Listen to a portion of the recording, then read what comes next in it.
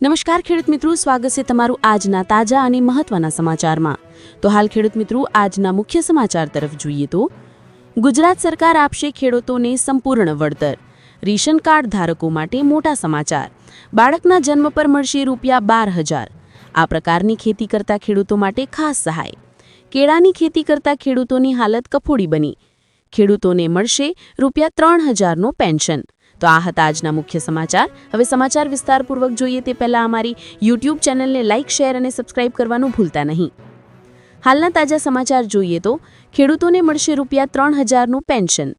હાલ ખેડૂત મિત્રો, જો તમે 18 વર્ષની ઉંમરે પીએમ કિસાન માનધન યોજના માટે અરજી કરો છો તો તમારે આ યોજનામાં દર મહિને ₹55નું રોકાણ કરવું પડશે। તમારે 60 વર્ષની ઉંમર સુધી આ રોકાણ કરવું પડશે। 60 વર્ષની ઉંમર પછી તમને દર મહિને ₹3,000નું પેન્શન મળવાનું શરૂ થશે।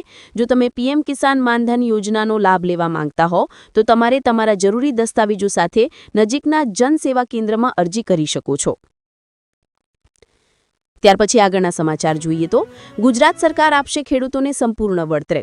હાલ ખેડૂત મિત્રો, ગુજરાતમાં ભારે વરસાદના કારણે અનેક વિસ્તારોમાં ખેતરો પાણીમાં ગરકાવ થઈ ગયા છે, જેના કારણે ઊભા પાકને ભારે નુકસાન થયું છે। સરકારે ખેડૂતોની સંભાળ રાખતી નીતિ અમલમાં મૂકી છે। પ્રવક્તા મંત્રી ઋષિકેશ પટેલે જણાવ્યું કે પાક નુકસાનના સમગ્ર વળતરની ચૂકવણી થશે। સાથે કેશડોલની સહાયથી પણ ખેડૂતોને વળતર આપવામાં આવશે, જેથી તેઓ આ આફતથી ઝડપથી બહાર આવી શકે। ત્યાર પછી આગળના સમાચાર જોઈએ તો આ પ્રકારની ખેતી કરતા ખેડૂતો માટે ખાસ।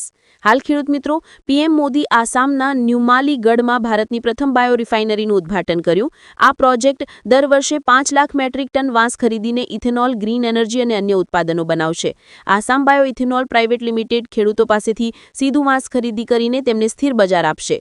3 હાઈટેક નર્સરીઓમાંથી ઉચ્ચ ગુણવત્તાવાળા વાંસના રોપા ઉપલબ્ધ કરાવશે। આ પ્રોજેક્ટ ઉત્તર પૂર્વના ખેડૂતોને નવી આવક આપશે।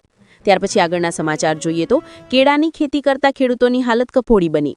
હાલ ખેડૂત મિત્રો, સાવરકુંડલા તાલુકાના કરજાળા ગામમાં મોટાભાગના ખેડૂતો બાગાયતી ખેતીથી ગુજરાન ચલાવે છે। પહેલા ડુંગળીના પાકે રોવડાવ્યા, હવે કેળાના પાકથી રોવાનો વારો આવ્યો છે।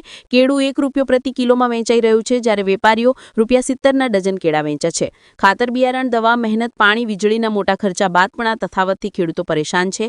પહેલા વર્ષોમાં સારા મધ્યમ ભાવ મળતા હતા, પરંતુ આ વર્ષે ભાવ બેસી ગયા છે। ત્યાર પછી આગળના સમાચાર જોઈએ તો બાળકના જન્મ પર મળશે ₹12,000। હાલ દર્શક મિત્રો, નમોશ્રી યોજના હેઠળ પાત્ર મહિલાઓને પ્રથમ 2 સંતાનો માટે કુલ ₹12,000 સુધીની નાણાકીય સહાય આપવામાં આવે છે। આ સહાય કેન્દ્ર સરકારની પીએમ માતૃવંદન યોજના અને જનની સુરક્ષા યોજના સાથે જોડાઈને આપવામાં આવે છે। પ્રથમ ગર્ભમાં 4 તબક્કામાં સહાય મળે છે। નોંધણી સમયે ₹5,000, 6 માસી ₹2,000, સંસ્થાકીય પ્રસૂતિ પછી ₹3,000 અને 14મા અઠવાડિયે રસીકરણ પછી ₹2,000। ત્યાર પછી આગળના સમાચાર જોઈએ તો રેશન કાર્ડ ધારકો માટે મોટા સમાચાર। હાલ દર્શક મિત્રો, કાર્ડ ધારકોને હવે ઘઉં, ચોખા ઉપરાંત મીઠું, બાજરી અને રસોઈ તેલ પણ મળશે, જે કેટલાક રાજ્યોમાં મફત અને અન્યમાં સબસિડી દરે ઉપલબ્ધ થશે। પ્રધાનમંત્રી ઉજ્જવલા યોજના હેઠળ પરિવારોને ગેસ સિલિન્ડર પર ડિસ્કાઉન્ટ અથવા મફત સુવિધા મળી શકે છે। સૂત્રો અનુસાર વ્યક્તિદીઠ 5 કિલો ઘઉં ચોખાને વધારી 7 કિલો કરવાની યોજના છે, જેથી મોટા પરિવારોને રાહત અને પોષણમાં સુધારો થશે।